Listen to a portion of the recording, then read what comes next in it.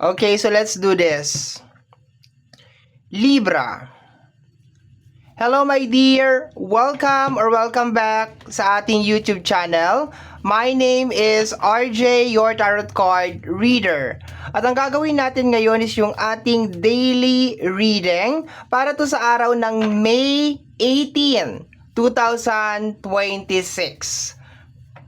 Titingnan natin, my dear, kung ano mga eksena, kaganapan at kung ano-ano pa na maaari mong makasalubong sa araw na ito. Pero bago tayo mag-proceed, my dear, sa ating reading, kukunin ko itong pagkakataon na ito na magpasalamat sa ating mga abangers, sa mga walang sawang naghihintay ng ating reading. Maraming salamat po. Kukunin ko na rin itong pagkakataon na ito na magpasalamat sa mga napadaan, sa mga napasilip, at lalong-lalo na sa ating mga new subscribers. Maraming salamat po. Sana po ay nahanap ninyo sa channel na ito yung mga bagay na hinahanap nyo. Kung ano man yung hinahanap nyo, my dear, sana nahanap ninyo sa channel na ito. Okay, so let's go na tayo, Libra. Once again, ang gagawin natin is reading mo para sa May 18, 2026. Basic reading lang tayo, 4 na card. Pag merong excess na card, babasahin natin. Okay? Simple lang yung reading natin today. Hindi masyadong maraming card because ang gamit ko is the Tarot of Abyss. Lumabas ka na naman ulit.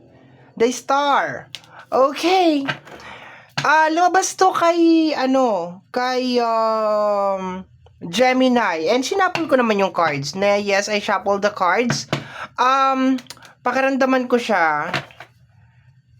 This is connected sa yung mga dreams. Okay, that's what I'm getting from this card. Okay, asking guidance. Okay, possible na parehas kayo ni Gemini ng gustong mangyari sa araw na to. Meron kayong mga gustong makamit. Meron kang gustong makamit, Libra. Meron kang gustong marating sa buhay. You are manifesting sa araw na ito.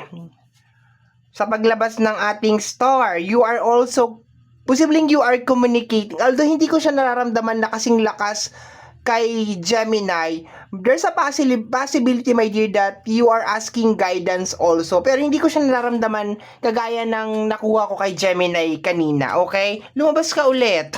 Okay. Let me see, my dear. Next card.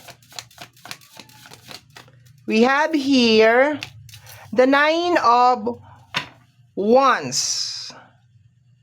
Actually, napapagod ka dito, my dear. Okay? Sa combination ng dalawang card na to, nakukuha ko, my dear Libra, na parang may nangyayari sa'yo. It's more on, this is the wounded soldier kasi kung makikita mo dyan, parang, galing siya sa gera. Meron siyang pinagdaanan na matinding bagay over here. Pero kailangan niya mag-move forward. Parang kailangan niyang magpatuloy. So, medyo yung nakukuha ko dito na energy, my dear, medyo mabigat talaga siya. Kasi, iniinda mo sa araw na to, yung mga sakripisyo mo para matupad yung mga pangarap mo. No? Possible na super highlighted, my dear, yung pagod, yung hirap, kung ano man yung mga ibinigay mo para matupad yung pangarap mo. Pero at the same time, kumakapit ka pa rin dun sa mga pangarap mo. Nakukuha ko pa rin sa energy ng star. Nandun ka pa rin, my dear, na gusto mong mangyari pa tong mga pangarap mo na ito, na marating mo kung ano yung dapat mong marating, ma-achieve mo yung dapat mong ma-achieve, pero nagna 9 of Wands ka kasi. So, possible na baka pagod ka lang, or baka masyado kang apektado ng mga nangyayari sa paligid, yung mga stress, pressure, yung mga ganon, my dear, ha? Kasi meron ka ditong energy ng 9 of Wands. This is the wounded soldier. No, kung makikita mo dyan, talagang ang dami niyang pinagdaanan, no? Pero parang kailangan niya pa rin talagang mag-move forward. And nakaharap siya sa energy ng star. So, kinukonfirm ng card na to na kung ano man yan na nararamdaman mo sa araw na to is connected sa energy ng star, which is may kinalaman sa yung mga manifestation. Medyo ika-clarify ko lang, my dear, yung sinabi ko kanina, ha? Yung typical na parang 'Di ba nakumpara ko kayo ni Gemini? Kasi lumabas din to kay Gemini. Ito din actually ang first card ni Gemini. Kaya I was surprised na lumabas din to sa'yo. No? And sinapol ko yung cards natin bago ako mag-start. At saka, nakita mo naman, sinapol ko talaga. Bago tayo mag-recording and bago ako umupo dito, sinapol ko talaga yung cards. Okay. Nasabi ko kanina na hindi ko nararamdaman yung same na energy mo kay Gemini. Kasi sinabi ko kanina kay Gemini na si Gemini is actually like asking guidance, okay? Talagang ano siya, yung kulang na lang lumuhod siya and parang ituro niyo po sa akin kung nasaan yung daan. I can feel, my dear, yung pagbaba ng faith sa araw na ito.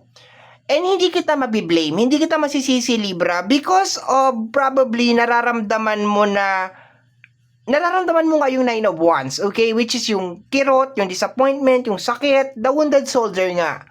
So, pero I do advise sa'yo, my dear, na kahit anong pinagdadaanan mo sa oras na to, manalig ka pa rin. Okay, manalig ka pa rin sa ating Bumay Kapal. Just stay connected sa ating Bumay Kapal. Magdasal ka pa rin, magtiwala ka pa rin. And wag mo isipin na ikaw lang yung nakakaranas nito. Lahat tayo nakakaranas ng ganito. Kanya-kanya lang yun ang pagdala, my dear. Okay. So, yeah. Okay na yon. Move forward tayo, my dear. We have here the Three of Cups. This is energy of... Actually, this is celebration. Ko-connect ko siya dito sa next card. Nararamdaman mo ba sa araw na to, my dear, na may mga tao na nandyan lang during happy moments? Tapos, during the downfall mo, itong nagna-Nine of Wands ka over here, wala na sila. Or, paki-analyze ngayong araw na to, my dear, baka naman inaapura mo or minamadali mo itong star mo over here because gusto mo, meron kang mga tao na gustong bumalik. Or gusto mong bumalik yung pagmamahal nila sa'yo. Yung respeto nila sa'yo. Kasi, syempre, pag may pera ka, may success ka, marami kang natupad, marami nangyari sa buhay mo, successful ka na klase ng tao, ang taas-taas ng respeto sa'yo. Actually, mabango ka, my dear, maski hindi ka maligo. Totoo yan. Maski hindi ka maligo, mabango ka. Mas may pera ka. Yun ang totoo doon. And nabanggit ko kanina, my dear, yung tungkol sa faith. My dear, minsan sinasadya talaga ng ating Bumay Kapal na hindi ibigay yung mga bagay na gusto natin. Kasi probably, baka meron mga tao na dapat hindi kasama sa success na yan. Pero pinipilit mong isama.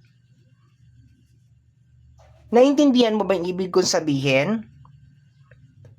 Itong Three of Cups, this is more on like, kasi meron, sa tarot kasi meron dalawang success card eh. Meron akong dalawang success card. The Three of Cups at saka Six of Wands. And para sa akin, ang Three of Cups is small success, is small victory, maliit na salo-salo, maliit na pagtitipon. Ang Six of Wands, yun talaga yung big and grande na success, as in super big. And to the point na meron ka ditong energy ng Nine of Wands, possible, my dear, na meron mga tao na nandiyan lang pag meron silang nahihita sa'yo. And ngayon na down ka, ngayon na parang pinanghihinaan ka na magpatuloy sa buhay. Actually, my dear, baka naman pinanghihinaan ka sa buhay, my dear, hindi dahil nakakapagod maabot yung mga pangarap mo. Siguro, kaya ka pinanghihinaan sa buhay kasi you are spending your success with wrong people. Ulitin ko, baka ka nadidrain at napapagod ka nang dahil sa Three of Cups. Pag nagkakapera ka, sino ba yung kasama mo? Saan mo ba dinadala yung pera mo? Kanino ba sinasabi yung mga success mo, yung mga achievement mo? Maybe this is the time, my dear, na i-divert mo yung sisi. Kaysa isisi mo sa ating buong may kapal, baka isisi mo sa sarili mo at sa mga tao na kasama mo sa paligid mo. Because honestly, my dear, proven and tested, aprobado by BIPAD, meron mga tao talaga, my dear, na nandiyan lang during your highest peak. Pag meron silang nahihita sa'yo, pag meron silang napapakinabangan sa'yo. So, kaysa naman bumaba yung faith mo sa ating buong may kapal, baka this is the time na bumaba yung faith mo sa mga tao na nasa paligid mo, na hindi talaga totoo na pumapalakpak sila at masaya sila sa mga achievement mo. Masaya lang sila kasi bakit? Baka napapautang mo, baka nalilibre mo, or baka, di ba? Actually, yung paggamit ng tao sa kapwa niya tao is hindi lang laging pera. Minsan yung typical na parang tropa ko yan si Libra, kaibigan ko yan. 'Di ba? Yung typical na yung ginagamit lang, my dear, yung energy mo, yung pangalan mo, that is a sign na probably meron mga tao na dinedrain ka. May mga tao na pinapakinabangan ka, hindi lang financially, hindi lang emotionally, pati na rin sa ibang bagay. So you need to be aware. Okay? Let me see, my dear.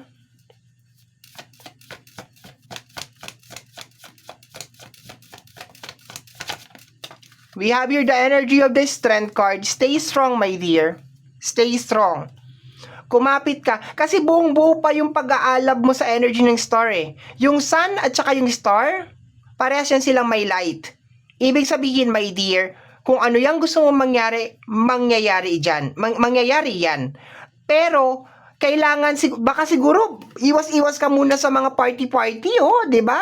9 of Wands, tapos 3 of Cups, yung mga meron ka lang na-achieve na konti, party na kagad, meron ka lang na-achieve na gano'n, party na, pwede naman yung, alam mo, lately habang tumatanda ako, my dear, nare-realize ko na ako, guilty din ako sa ganyan, my dear, na pag meron ako na-achieve, parang gusto ko magpa-banner, parang gusto ko magpa-tarpaulin, 'di ba? Parang gusto ko pa mukha dun sa mga tao na dinaw na ko at minaliit ako na, oh, ano ka ngayon, 'di ba? Oh, nakapasa ako, o ano, nakuha ko yung lisensya ko, o ano, naging successful ako dito. Parang gusto ko ipatarpaulin.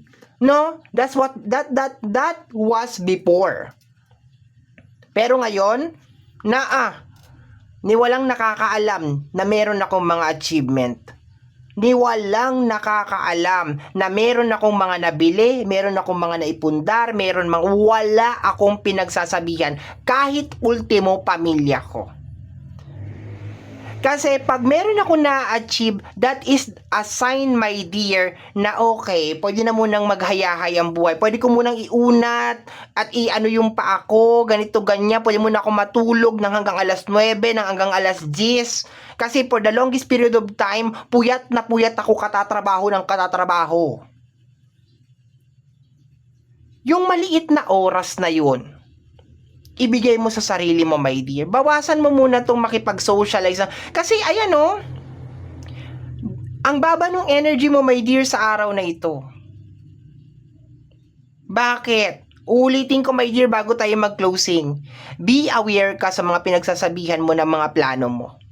Hindi lahat deserve, ma-receive, or malaman ng mga plano mo. Minsan ang ahas nandyan lang yan sa gilid-gilid. Minsan nakikinig lang yan. Be careful ka rin sa mga tao that you are hanging out with. Ibig sabihin yung mga tao na lagi mo nakakasama, hindi lamang sa lungkot, pati na rin sa saya. Mag-ingat ka sa tao, my dear. Okay? Hindi ko pinopromote yung anxiety mo, my dear. Pero it is just more on a reminder sa iyo, my dear Libra, na kung meron kang gustong marating sa buhay, matuto kang manahimik. Hindi mo kinakailangan ng mga tao na papalakpak sa iyo at i-cheer ka para ma-motivate ka lang na gawin yung bagay na yon. Nagkakaintindihan ba? Okay? So my dear Libra, yan na nasagap natin na energy message para sa araw na to, May 18, 2026. I hope And pray my dear sa ating buong may kapal na ang mga readings na ginagawa ko ay nakakatulong po sa ating lahat. Maraming salamat po. Thank you Libra. Until next time. Bye-bye.